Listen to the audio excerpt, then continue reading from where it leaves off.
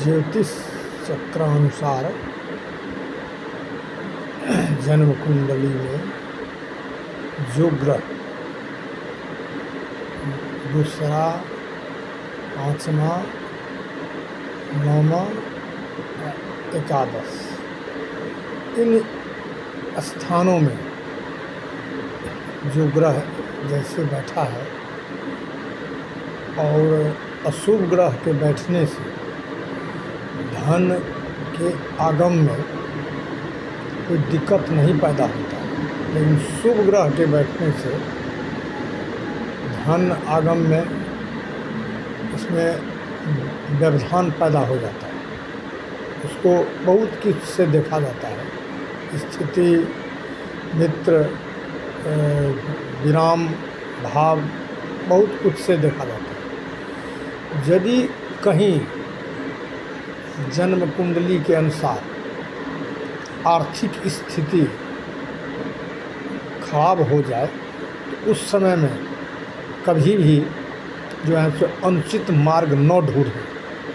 यदि अनुचित मार्ग ढूंढ लिया तो समझ लीजिए उसका कई पीढ़ी तक जीवन बर्बाद कर देता है और अपना स्वयं को जो है सो अपने जीवन को खाई में रख देता है।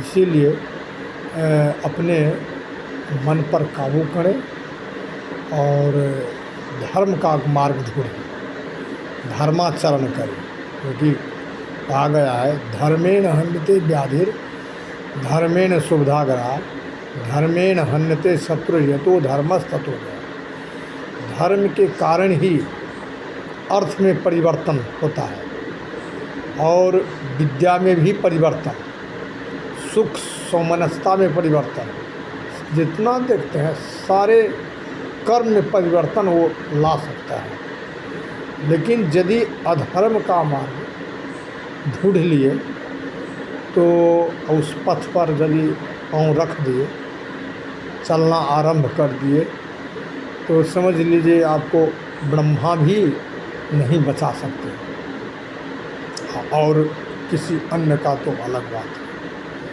तो ये ब्रह्म विधान के अनुसार ही मनुष्य का जो है सो अनेक जन्म का अर्जित पाप या पुण्य जो वास्तविक जो है सो वर्तमान जन्म में उसको भोगना पड़ता है। बिना भोगे उसको सुख प्राप्त हो ही नहीं सकता या मोक्ष हो ही नहीं सकता।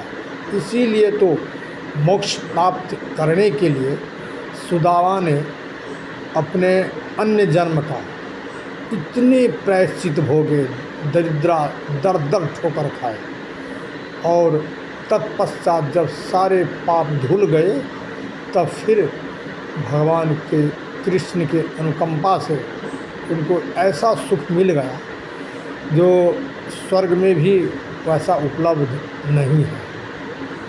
और यही चीज़ मनुष्य को सोच करके विचार करके धैर्य रखना चाहिए और समय समय पर जो है सो ऐसे व्यक्ति को चुनाव करे मार्गदर्शन के लिए जो निस्वार्थ भाव से मार्गदर्शन करे।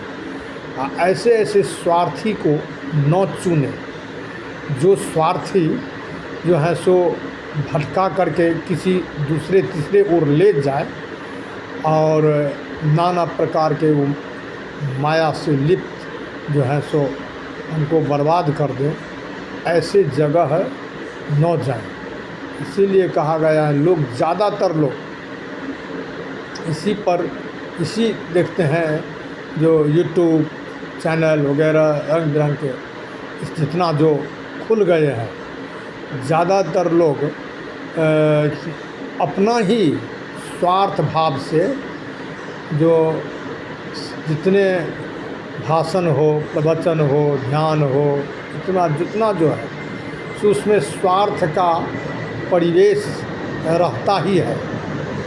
तो इस पर ध्यान ज़्यादातर, ये नहीं हम कहते हैं जो सारे लोग नहीं, ज़्यादातर लोग जो वो स्वार्थ के वशीभूत होकर ही कर्म करते हैं ऐसे। लेकिन इसमें ढूंढना चाहिए जो निस्वार्थ भाव से कौन हमको सहायता कर सकता है अपने ज्ञान से, विज्ञान से, और सहायता ये कौन कर सकते हैं। यही तो भगवान वेद व्यास लिखे हैं, जो अष्टादश पुराणेषु व्यासस्य वचनद्वयम परोपकार पुण्याय पापाय परिपीडनम।